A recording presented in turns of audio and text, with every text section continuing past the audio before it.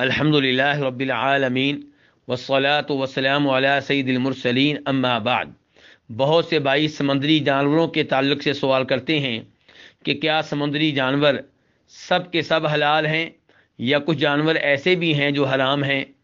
ایسے ہی مچھلیوں کے تعلق سے سوال ہوتا ہے کہ کیا ساری کی ساری مچھلیاں حلال ہیں یا مچھلیوں کی اقسام میں سے کچھ مچھلیاں ایسی بھی ہیں جو ہمارے لیے حلال نہیں ہیں بلکہ حرام ہیں۔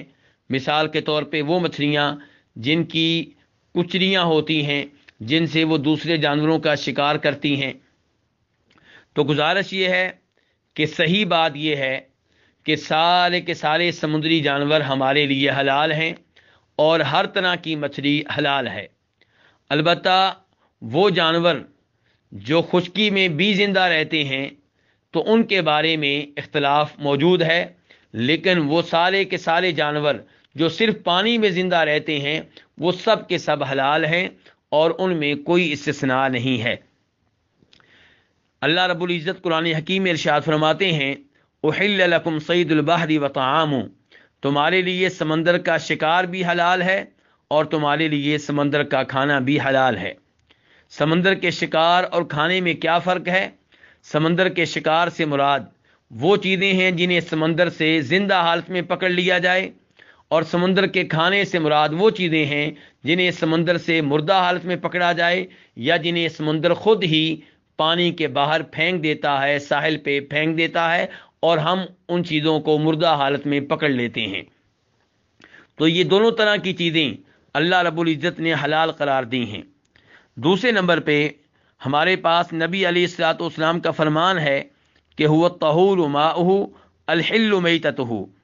آپ سے صحابہ کرام نے سمندر کے پانی کے تعلق سے پوچھا تو آپ نے فرمایا سمندر کا پانی پاک ہے اور سمندر کا مردار حلال ہے۔ اس حدیث کو امام مالک اپنی حدیث کی کتاب الموطا میں روایت کرتے ہیں اور امام ابو داؤد اور ترمذی اپنی اپنی کتب حدیث میں روایت کرتے ہیں، اور شیخ البانی رحمہ اللہ نے اور دیگر ائمہ حدیث نے اس حدیث کو صحیح قرار دیا ہے۔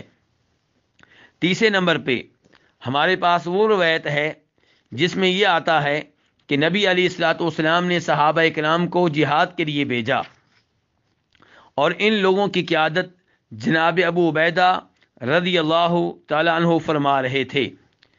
ان لوگوں کے پاس کھانے پینے کی چیزیں ختم ہو گئیں تو انہوں نے ٹیلے جیسی ایک بہت بڑی مچھلی دیکھی جسے سمندر کا پانی کنارے پر چھوڑ کر پیچھے ہٹ چکا تھا۔ تو صحابہ کرام نے اسے کھانے کی اجازت طلب کی تو ان کے امیر ابو عبیدہ نے انہیں کھانے کی اجازت دے دی۔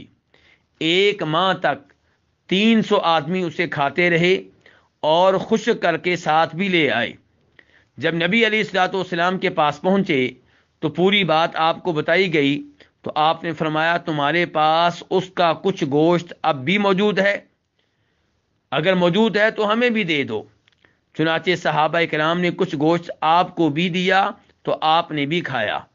اس حدیث کو امام مسلم نے روایت کیا ہے اور اس کا نمبر ہے 1935۔ تو ان 3 دلائل سے یہ پتہ چلا کہ سارے کے سارے سمندر کے جانور جو صرف پانی میں زندہ رہتے ہیں وہ ہمارے لیے حلال ہیں، اور اس سے یہ بھی پتہ چلا کہ ہر طرح کی مچھلی ہمارے لیے حلال ہے، وہ بڑی ہو یا چھوٹی ہو، کچری والی ہو یا کچری کے بغیر ہو، ایسی مچھلی ہو جو دوسرے جانوروں کا شکار نہ کرتی ہو یا ایسی مچھلی ہو جو دوسرے جانوروں کا شکار کرتی ہو، ہر طرح کی سمندری مخلوق جسے کھایا جا سکتا ہے وہ ہمارے لیے حلال ہے۔ البتہ یہاں پہ کچھ چیزیں ایسی ہیں جن کے بارے میں علماء کرام میں اختلاف موجود ہے۔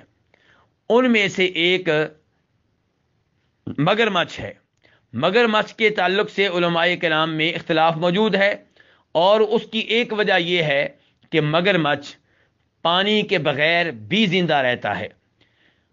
عام طور پہ علماء کرام اس کو حرام قرار دیتے ہیں اور کئی علماء کرام اس کو حلال قرار دیتے ہیں۔ تو اگر کوئی مگرمچھ سے اس لیے بچتا ہے کہ یہ خشکی میں بھی زندہ رہتا ہے تو اس میں انشاءاللہ کوئی حرج نہیں ہے، بلکہ اس سے بچنے میں احتیاط ہے۔ ایسے ہی مینڈک، اس کے بارے میں صحیح بات یہ ہے کہ اسے کھانا جائز نہیں ہے، کیونکہ نبی علیہ الصلوۃ والسلام نے اسے مارنے کی، اسے ہلاک کرنے کی، اسے قتل کرنے کی اجازت نہیں دی۔ اس بارے میں امام احمد اور امام ابن ماجہ نبی علیہ الصلوۃ والسلام سے وہ حدیث روایت کرتے ہیں جس میں آتا ہے کہ آپ نے مینڈک کو مارنے سے، اسے قتل کرنے سے منع کیا ہے، روکا ہے۔ اور علماء کرام کے ہاں اصول یہ ہے کہ ہر وہ چیز جس کو قتل کرنے سے، جس کو مارنے سے آپ نے روکا ہے، وہ ہمارے لیے حلال نہیں ہے، کیونکہ اگر اسے کھانا ہمارے لیے جائز ہوتا، درست ہوتا، تو آپ اسے مارنے کی، اسے قتل کرنے کی اجازت دیتے۔ لیکن آپ جب اسے مارنے سے روک رہے ہیں، اس کا مطلب یہ ہے کہ وہ ہمارے لیے حلال نہیں ہے۔ ایسے ہی پانی کے کتے کے بارے میں اور کچھوے کے بارے میں اختلاف موجود ہے۔ جہاں تک تعلق ہے کچھوے کا، تو وہ چونکہ پانی کے باہر بھی زندہ رہتا ہے، اس لیے اس میں اختلاف موجود ہے کہ وہ ہمارے لیے حلال ہے یا حلال نہیں ہے۔ جہاں تک پانی کے کتے کا تعلق ہے، تو وہ اگر صرف پانی میں زندہ رہتا ہے اور پانی کے باہر مر جاتا ہے، پانی کے باہر زندہ نہیں رہ سکتا، تو صحیح بات یہ ہے کہ وہ ہمارے لیے حلال ہے۔ البتہ سمندر کی وہ چیزیں جن کے کھانے میں انسان کا نقصان ہے، اس کے صحت کے لحاظ سے اس کو نقصان پہنچتا ہے، تو ایسی چیزیں ہمارے لیے حلال نہیں ہیں، کیونکہ اللہ تعالیٰ فرماتے ہیں وَلَا تَقْتُلُوا أَنفُسَكُمْ إِنَّ اللَّهَ كَانَ بِكُمْ رَحِيمًا، کہ تمہیں اپنے جسم کو ختم کرنے کی، اپنے آپ کو مارنے کی اجازت نہیں ہے۔